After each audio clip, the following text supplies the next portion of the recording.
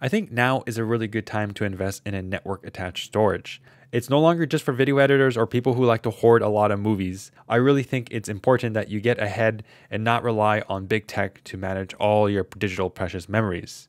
But then you might say, well, why can't I just use some cheap external hard drives? So I've been trying to solve a problem of managing all these external hard drives. I use it to store all my important documents, my video clips, because I make a lot of videos. And sometimes I want to retrieve the B-roll clips. So it's very cumbersome to have to mount these physically into my USB port onto my computer to retrieve a specific file. And it's also very hard to keep track of which files are where. And when I'm remote, I can't even access these because they're just hidden somewhere in a closet. So I really needed a solution. Another solution I really wanted was I needed to get off the Google Drive subscription fees. They are extremely expensive over the long haul, and I needed a more permanent solution that's something that is really affordable, very quiet, very easy to use. And obviously that's going to be this network attached storage that we're going to be talking about. And this is by Asustor or Asustor, and it's called the Drivestor 2 Pro. And this is the model AS3302T. So I'm really excited to talk about this because this has been a game changer for me. I no longer have to depend on this really cumbersome process of managing all these external drives. So let's get right into it. Let's talk about all the details and why you may want to invest in one of these network attached storages. Oh my God, it's so tiny. Oh my God, it looks so cute and adorable. So I know I mentioned that external hard drives and not wanting to use them was one of the main reasons why I wanted to switch to a proper network attached storage. But some other reasons that you may want to consider is your upload speed. My upload speed was capped at 50 megabits per second, which translates to around 6 megabytes per second. So imagine having to transfer terabytes of footage uploaded to the cloud through your very expensive Google Drive subscription fee. That would just take a very long time and it's just a very inefficient process. So by having the network attached storage work in your local area network, you're going to get at least 1 gigabit of transfer speeds, which is about at least 100 megabytes per second, which is considerably faster than 50 megabits. Another great reason that you may want to invest in a network attached storage is you want to access it remotely. And for me, I really wanted in my secondary office to be able to access all my hard drive as if I was in the same network. So what do I mean by that? Well, basically I want to map the hard drive onto my Windows machine. So it just appears like a regular hard drive. And that's one of the key reasons why I really wanted a NAS, and it has really delivered. So I'm going to talk about how you can map your network attached storage hard drive so it just works like an internal hard drive for both your local area network and your cloud. I'm going to show you the best way to get the best speeds and make sure it's all encrypted and secure for the remote access. But another benefit of having a NAS like this when you have remote access is you can share your media library to your friends and family. You can have a public link for them to upload permanently. So there's lots of benefits, and I'm going to go into detail for each benefit. But first, let's actually talk about the physical form factor of this network attached storage. This is not what I expected. I didn't know it would be this small and tiny. Like, absolutely amazing. I just love the design so far. Perfect little compact size. It's going to fit in my little cabinet drawer. So the funny thing with network attached storage or NASs is that they look a lot bigger in picture because they kind of just remind you of a fully fledged computer. It looks like there's no reference point. But when I unboxed this, I was extremely impressed with how small it was. Like, I was very, very happy because I thought it was not going to fit in my little storage cabinet under my TV. But when I looked it out, it's basically a miniature, tiny little PC, a little tiny server that just fits in any other kind of small closet. So one huge benefit with this network attached storage is that it has 3 USB 3.0 ports. So you get very fast speeds. You can connect up to 3 different external hard drives, or you can, plug peripherals like a Wi-Fi adapter or whatever you want, like maybe a printer or something like that. And what I really like about this is that I can put all my external drives, I can mount them onto the network attached storage, and then I can access them remotely. So if I want to do maintenance of it, or maybe I want to do backups onto external drives, because it's good to have 2 copies of very sensitive information that you need to have restored. I like that they have a front USB, which can actually act as a one-touch backup. So you can just plug in a particular external hard drive and you can push a button and it'll just automatically back up. That's very nifty, but yeah, I really like that they put so many USB ports. And that's something that you don't get on some similarly priced network attached storages like from Western Digital or Synology. And by the way, I really like that the power adapter is not some clunky one. So I'm going to show you this video where this Western Digital power adapter just takes a lot of space on your power brick. It occupies other power outlets, whereas Asustor's power supply and plug are separated, which means the plug takes less space and doesn't block other electrical outlets. The next thing I want to say about this physical aspect of this network attached storage is that it is extremely quiet. The 70mm fan in the back, I can't hear it. It's like right now it's just over there, but I've never heard the fan go off, and it's in auto mode. So what's more loud is the hard drive. Now, I did get the Western Digital Pro NAS red drive, which is kind of loud. I'm going to talk about my disappointment with that, but thankfully they have a feature that allows it to go to sleep. So when you don't use the network attached storage, there's no activity. You can set a setting where it just goes to sleep or goes to hibernation, and it puts the hard drive at rest, meaning that it's very, very quiet and also very power efficient. When it's in sleeping mode, it's about 5 watts, so it's barely gonna sip any energy from your power bill or anything like that. And when it's running, just computing stuff, it's about 10 to 15 watts. Now, for reference, a little NAS like this uses almost about the same amount of power. So maybe it's dependent on how many hard drives you have. This is obviously a single. I'm using a single hard drive in the other one. This sips around 10 watts when it's active and only 4 watts when it's idle. So slightly less intensive, but this is obviously a really cheap old thing that doesn't have any internet connectivity anymore due to security issues. Western Digital is not a great brand to purchase from. So as a quick warning, if you're going to be buying a helium-based large capacity hard drive, they're going to sound louder in operation. They also make this 5-second heartbeat sound. Just have a listen for yourself.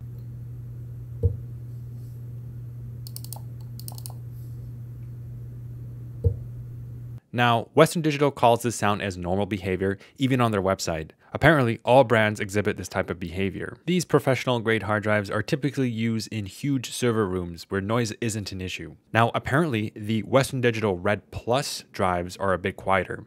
But in any case, the noise did not bother me at all, especially thanks to Asustor's smart hibernation feature. Even when the drive is operational, reading and writing and stuff like that, it's barely audible from my desk to the nearby closet. So that leads me to my installation of my particular hard drive. Like I said, I got the Western Digital 16 terabyte Pro NAS drive, and I'm very proud of that purchase. I got a good deal on it. I'm very happy about it because I just don't want to have to buy more hard drives in the future. And I'm only using one bay, and I'm using it in a single volume mode. So I'm hoping that if I do run out of storage, I can add more, but 16 terabytes is a lot of storage. I'm trying to actually compress all my videos and put them in a more efficient codec, HEVC. I'm actually going to release a future video on how you can do this yourself with a script. It's very, very easy. You can just archive all your footage and all that stuff and just do a really more efficient format, HEVC or H.265. So stay subscribed if you want to watch that video. All right, so to add your hard drive, it's really easy. This thing is magnetic, so it just comes off very nicely like that. And then what you want to do is lift this up here, pops out, and you simply pull it out. You load your hard disk in there, and you'll plop it in there. You just clip your hard drive in. You just take out those two sides, as you can see on the video. Put them back in. You don't need any screws or anything like that. You just put the hard drive in, plop it in. You can choose whatever bay you want.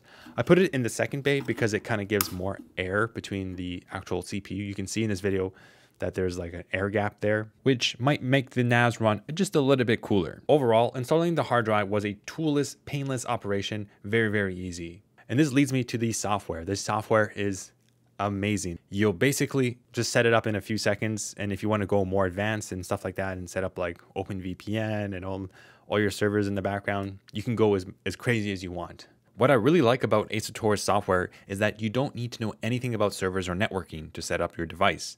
Their software, like the Control Center, just makes it so easy to connect to your network attached storage for the first time and set up things like a map network drive. One detail I really like about the operating system is they kind of guide you. They provide all these like nice hyperlinks if you want to go into a particular setting. So for example, like, oh, why don't you check out this diagnostic tool? And then you just click on it and it goes right into it. Or there's tooltips. Like I like that they show you like, what is this weird term? Like, I don't know what this term means. Well, you can just move your mouse over and it shows you the tooltip. So all this attention to detail, the user experience of the operating system is way better than I had expected. So I don't know, everyone made it seem that Synology is the best But I really think that Asustor did an amazing job with their operating system and just made it very user-friendly. And by the way, I have to say, interacting with the apps on Asustor's ADM operating system is just very smooth and very slick. There's no lag at all when opening and closing apps. Everything feels so snappy and responsive. And that's thanks to the 2 gigs of RAM and the powerful quad-core processor that's embedded inside the unit. So we're going to talk more about the software when I go over all the benefits of using an Asustor hard drive, network attached hard drive, things like the App Store and all the custom configurations. We'll talk about that later, but let's move on to the actual speed transfer. To me, that's the most important thing, is like, how does this perform? How does it perform in a real world scenario and during the benchmarks? I actually compared it to this old network attached storage, and you can see that there's a substantial improvement from using the actual Asustor hard drive. Now, I'm going to attribute some of that to the actual hard drive that's embedded. I'm using a pro grade or enterprise grade, apparently, Western Digital hard drive compared to this probably like a cheaper one in here, but it's still amazing performance that you get. It's not all about just the sequential read and write speeds, because usually that's going to be very easy if you have a large single file. Let's say you're transferring like 2 gigabytes or something like that. You're going to get your 110 or 120 megabyte read and write. Where this Asustor NAS really excels at is giving very random reads or latency and stuff like that, being able to find this particular little files and stuff like that. That's the thing that these type of spin disk hard drives or these network attached storage is, that they suffer more from latency rather than sequential reads or writes. When let's say you open up a folder with like a ton of images and like little things, your computer has to go over the network and request all the files like that. It just feels very snappy. It feels like you have an internal drive. Now, obviously, it's not going to be as fast as like an SSD drive, right? You're not going to get the 500 plus megabytes transfer speeds. But honestly, if you're just using this more for storage or like a very quick, like maybe you want to watch a video, it's more than fast. In fact, when you're watching videos, you're not going more than like 6 megabytes per second. I was also very happy with the performance of my USB external hard drives plugged into my network attached storage. Even though they are external USB hard drives, they work just totally fine in a network attached storage environment. Now, one of the differentiating factors with the Asustor drive against its competitor, Synology, is that it comes equipped with a 2.5 gigabit Ethernet connection. And that is really freaking cool, because some single hard drives can take advantage of this extra bandwidth. For example, my Western Digital Pro NAS drive can read and write up to 259 megabytes per second, where a 2.5 gigabit Ethernet connection has a theoretical upper limit of 312 megabytes per second. One of the biggest critiques with Synology's network attached storage, especially in their entry and mid-level and almost even their more expensive levels, is that they're all equipped to 1 gigabit. And then if you want to upgrade, only few of them have the option to upgrade to 10 gigabit Ethernet connections. And that's just extremely fast and very expensive, and you need switches with fans and like power adapters and stuff like that. It's just nice that they offer 2.5 gigabit Ethernet connection, even though you're not going to use it right away, because maybe the switches are a little bit too expensive. They're a little bit too expensive for my personal preference, but it's nice that it's future proof once the price comes down for 2.5 gigabit networking devices. So we talked about the physical form factor, some benchmarks, just how it feels in the hands, and the sound and the power consumption. Let's talk about actual use cases, workflows, because that's going to be one of the primary reasons why you're going to want to buy and invest in a network attached storage.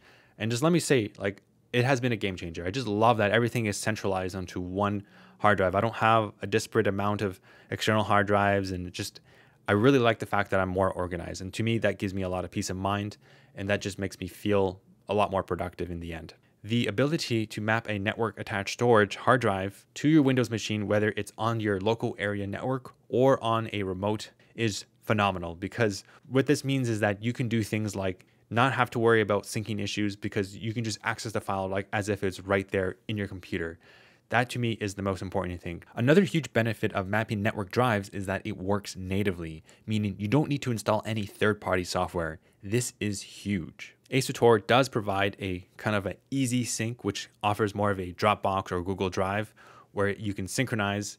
And I think that's nice that you have that option. But for me personally, I don't really need that option. I don't need to have instant synchronization of all my files. In fact, I use this service called Free File Sync. It's a free GUI software you can download for Windows, and I really recommend it if you want to mirror a drive and just periodically sync things, because you have more control. You commit what you want from one hard drive to another hard drive. If you do want to mirror them, you can with that software, but I'm going to show you just how it works. You just synchronize from one way to another. And I much prefer that. I much prefer to, let's say, manually copy the files myself rather than rely on some syncing algorithm that, might go rogue and overwrite some file that I didn't mean to overwrite if I used it on a different computer and whatnot.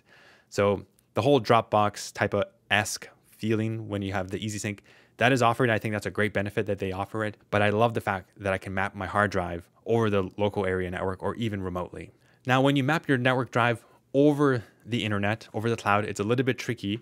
You do need to set up a proper secure FTP server, and it's very easy in our software. You can just go in, open up the services tab, and just enable secure FTP. And why secure FTP and not like, say, for example, OpenVPN or WebDAV, which is over HTTPS? The reason why is that it's the fastest from my experience. I was able to get really fast speeds over the internet, and all the other methods like WebDAV. First of all, WebDAV was limited at only 4 gigabytes of max file transfer, which is ridiculous, at least in the Windows environment. It was fast because it uses HTTPS, which is just a fast protocol, but it just did not work for my needs at all. I then tried to set up an OpenVPN so that I can just use the SMB protocol on Windows and just remote into my local, onto the server that is served by the network attached storage. So if you want to do that, I mean, it's okay. It was a nice solution. It did seem elegant because it seemed like the most secure. However, I did find it that the speeds, because of the encryption overhead, it was very, very slow. I was only able to get 10 megabytes per second download speeds and upload speeds. So just not fast enough. Strangely, you'll notice that I get the fastest speeds using the secure FTP protocol directly. Let's say, for example, I'm using the FileZilla client, but this means that you don't get all the advantages of a natively mapped network drive. It just becomes a very clunky experience. Now, Asustor does offer a relay service called EasyConnect. And what it does is that it really simplifies the process of mapping your hard drive over the internet using their own relay service and software. However, as you can see in the graph, the transfer speeds were not optimal. Instead, what I recommend is using SSHFS Windows, which uses secure FTP under the hood, but still gives you the ability to natively map your hard drive just like any other volume. And the speeds are quite fast, since you're not relying on Asustor's EasyConnect service. In order to set this up, you'll have to take your secure FTP's port and forward it on your router. This means that your NAS can accept incoming connections over the internet. You would typically set up port forwarding in your router's admin panel, and in my case, I had a smartphone app, so it was very easy to do that. Next, you should probably disable EasyConnect, and then for the next step, you're going to enable this thing called a DDNS service. Basically, what that does is it maps your public IP address to your own custom domain, which is going to be provided for free from Asustor. The next thing you'll need to do is you need to make your domain secure, so you need to create an SSL certificate, which is also a free service. You just have to click create SSL certificate right here. After you created the certificate, you're just going to add it right here. The next step is to install the actual protocol called SSHFS Windows for your Windows machine. I'll leave a link to their website on how to install it. You just follow the instructions there. Finally, the last step is that you simply map your network drive just as you would for a local network attached storage. Instead, you're going to be using your own custom domain, the secure FTP port, followed by the folder that you want to map.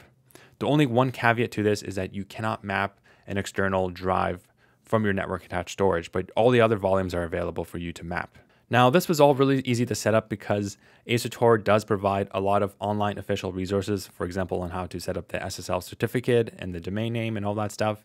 It's all very easy, but it might seem a little bit confusing. So if you're still confused, maybe I can make a dedicated video about this. Just let me know by leaving a comment in this video.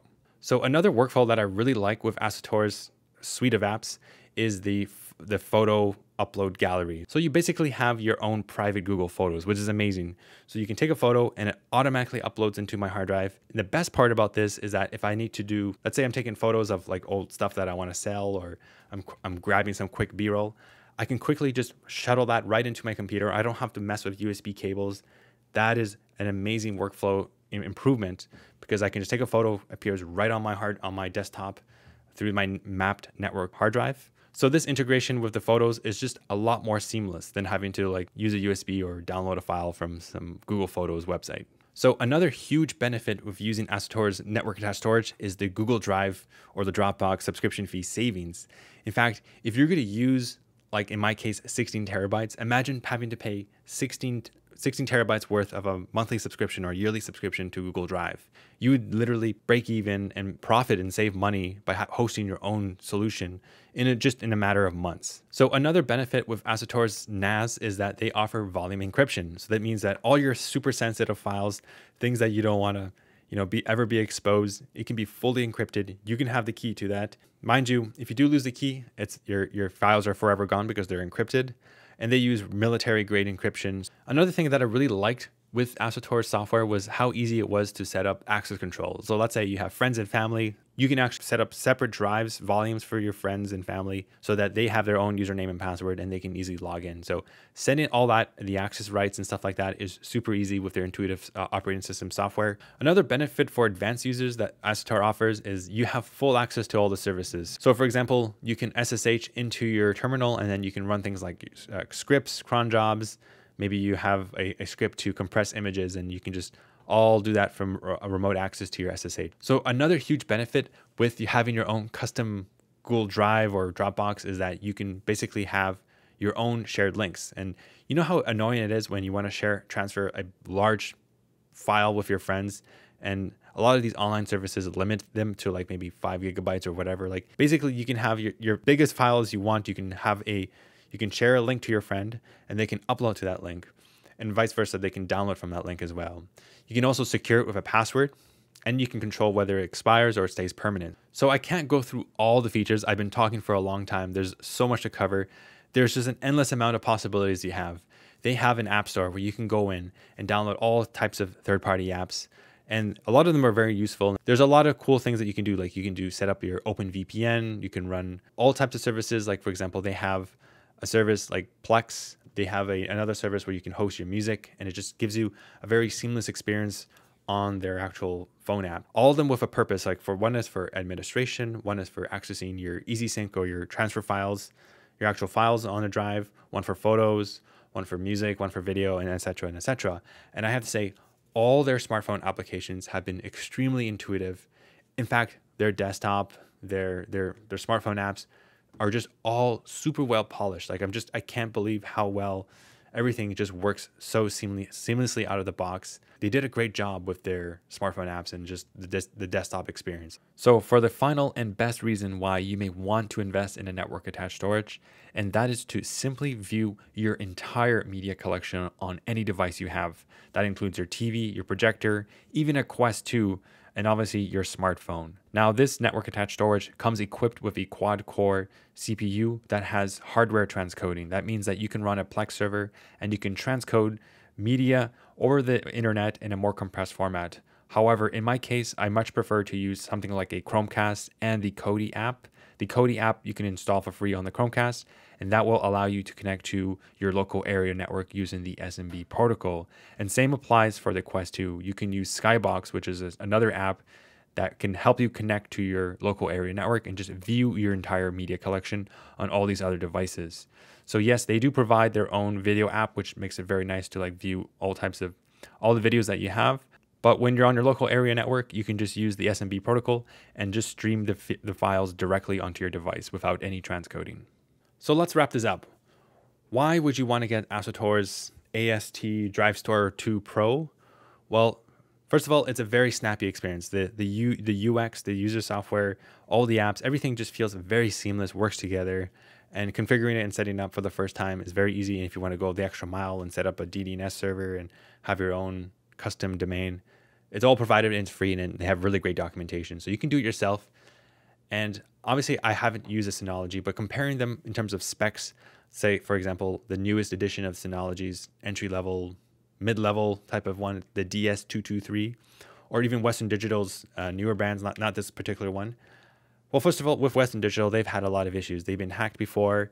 For example, they actually had to stop supporting this hard drive because it was just too much work to support it. And I don't trust Western Digital. They do a lot of shady things, and I just don't trust them because they seem to be a target. In fact, during the time I was editing this video, Western Digital was again attacked by hackers, and their website is down. With Synology, I think they're probably a good brand, but from what I've seen with Asustor and just using their software, I just can't see how much more better it can get than that. So I think you're gonna save more money. You're gonna get better hardware, better speeds for the same price with Asustor.